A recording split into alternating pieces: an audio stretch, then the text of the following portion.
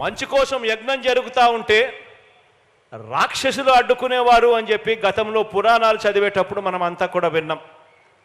అలాగే మన పేదలకు 2014 నుంచి 2019 వరకు గతంలో ఉన్న చంద్రబాబు నాయుడు గారు ముఖ్యమంత్రిగా ఉన్న గతంలో ఈయన ముఖ్యమంత్రిగా ఉన్నప్పుడు సీఎంగా ఉన్నప్పుడు ఒక్క పేదవాడికి కనీసం 1 సెంటు స్థలం ఇచ్చిన పాపాన పోలేదు.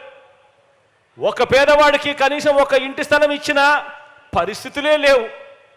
కానీ మనం ఇళ్ల స్థలాలు ఇవ్వడానికి అడుగులు ముందుకు వేస్తే వీల్లేదని అక్కస్తూ చంద్రబాబు నాయుడు గారు ఆయన వేయించిన కేసులు ఎన్నో తెలుసా?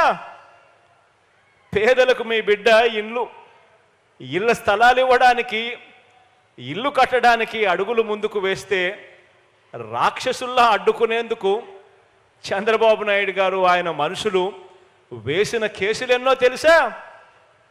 1 కాదు 2 కాదు, ఏకంగా 1191 కేసులు వేశారు ఈ దుర్మార్గులు. మనం ఇస్తుంటే బాబు అసూయ దాగటం లేదు. ప్రతి జిల్లాలో బాబుది ఇదే దుర్మార్గం. పేదల ఇంటి నిర్మాణాన్ని అడ్డుకుంటూ కేసులు వేయించడం ఆయనకు సహజ అలవాటుగా కూడా మారింది. ఇవన్నీ చూస్తే అనిపిస్తుంది, ఇటువంటి కార్యక్రమాలు చేస్తూ ఉన్నప్పుడు ఇటువంటి చంద్రబాబు నాయుడు గారిని చూస్తే అనిపిస్తుంది 100 మంది సినిమా విలన్ల దుర్మార్గం కంటే 100 మంది సినిమా విలన్ల దుర్మార్గం కంటే పురాణాలలో మనం కథలుగా విలన్లుగా చెప్పుకునే రాక్షసులందరికంటే కూడా ఒక్క బాబు దుర్మార్గం వీళ్ళందరి విలన్ల కంటే ఎక్కువే అని చెప్పి కూడా ఇటువంటి అన్యాయాలు చేస్తూ ఉన్నప్పుడు చూస్తే అనిపిస్తుంది. ఎన్నికలు జరుగుతూ ఉన్న ఈ సంగ్రామంలో మనం సిద్ధమంటూ ఉంటే మరో వంక బాబు భార్య మా ఆయన సిద్ధంగా లేడు అంటోంది. ఏకంగా కుప్పంలోకి వెళ్ళి ఆమె బాయ్ బాయ్ బాబు అంటూ కుప్పంలోనే ఆయన అర్ధాంగి నోటే పంచ్ డైలాగులు వస్తూ ఉన్నాయి. మరి ఇలాంటి ఈ బాబును ఎవరు సమర్థిస్తూ ఉన్నారు అని అంటే ఆంధ్ర రాష్ట్రంలో ఉన్న ప్రజలు సమర్థించడం లేదు, చివరికి కుప్పంలో ఉన్న ప్రజలు కూడా సమర్థించని పరిస్థితి. కానీ ఇటువంటి బాబుకి ఎవరు సమర్థిస్తున్నారు అని అంటే ఏనాడు ఏపీలో లేనివారు, ఏపీకి రానివారు, వారి సొంత ఊరు ఏదంటే ఎవరికి తెలియని వారు, వారికి మన రాష్ట్రంలో ఓటే లేనివారు, ఇక్కడ మన రాష్ట్రంలో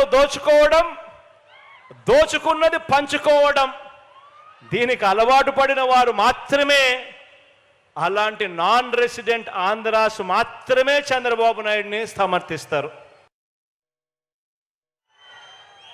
నేను పైన దేవుడిని నమ్ముకున్నాను, కింద మిమ్మల్ని నమ్ముకున్నానే కానీ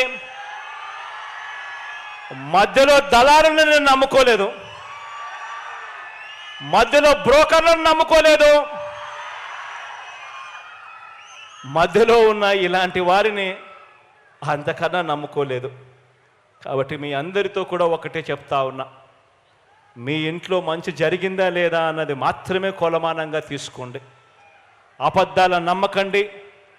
రాబోయే రోజుల్లో ఇంకా ఎక్కువ మోసాలు చేస్తారు అన్నది కూడా జ్ఞాపకంలో పెట్టుకోండి. మీకు మంచి చేసింది ఎవరు అన్నది మాత్రమే మీ మనసులో పెట్టుకుని మీకు మంచి జరిగుంటే మాత్రం మీ బిడ్డకు అండగా తోడుగా మీరే నిలబడండి అని చెప్పి మరొకసారి కోరుతూ, దేవుడి దయతో మీ అందరికీ కూడా ఇంకా మంచి చేసే పరిస్థితులు రావాలి అని, దేవుడి చల్లని దీవెనలు మన ప్రభుత్వం పట్ల ఇంకా ఎక్కువగా ఉండాలని మనసారా కూడా కోరుకుంటూ ఈ కార్యక్రమాన్ని ఇక ప్రారంభిస్తూ ఉన్నాము. ఏకంగా 650 వాగ్దానాలు తానిచ్చి 10% కూడా అమలు చేయకపోయినా ప్రజలు తనను ఎట్టి పరిస్థితిలోనూ కూడా నమ్మటం లేదు అని చెప్పి ఈ పెద్ద మనిషికి తెలిసిన బాబు నిస్సిగ్గుగా మళ్ళీ ఎన్నికలు వచ్చేసరికి మళ్ళీ కొత్త మేనిఫెస్టో తీసుకొని వచ్చి ప్రతి ఇంటికి కేజీ బంగారం ఇస్తానని, ప్రతి ఇంటికి బెంజ్ కారు కొనిస్తాను అని మళ్ళీ ఇదే పెద్ద మనిషి నిస్సిగ్గుగా మేనిఫెస్టోతో మోసం చేస్తూ ఉన్నాడు అనంటే, మోసం చేయగలుగుతా ఉన్నాడు అనంటే ఇంతకన్నా దారుణం ఎక్కడైనా ఉంటుందా అని ఆలోచన చేయమని అడుగుతా ఉన్నా.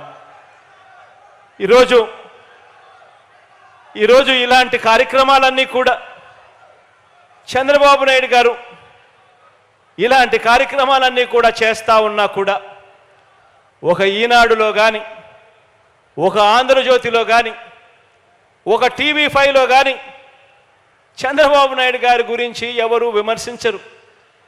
ఇటువంటి దారుణమైన రాజకీయాలు ఈ పెద్ద మనిషి చేస్తూ ఉన్నా కూడా ఈనాడు, ఆంధ్రజ్యోతి, TV5 అబద్ధాల కథనాలు రాయిస్తారు, మోసపూరిత డిబేట్లు చేయిస్తారు. ఆ టీవీ ఛానళ్లలో, ఆ పేపర్లలో కథలుగా అబద్ధాలు రాస్తారు. ప్రజల్ని మరోసారి మభ్యపెట్టడానికి అన్ని మాయలు మంత్రాలు ప్రదర్శిస్తారు.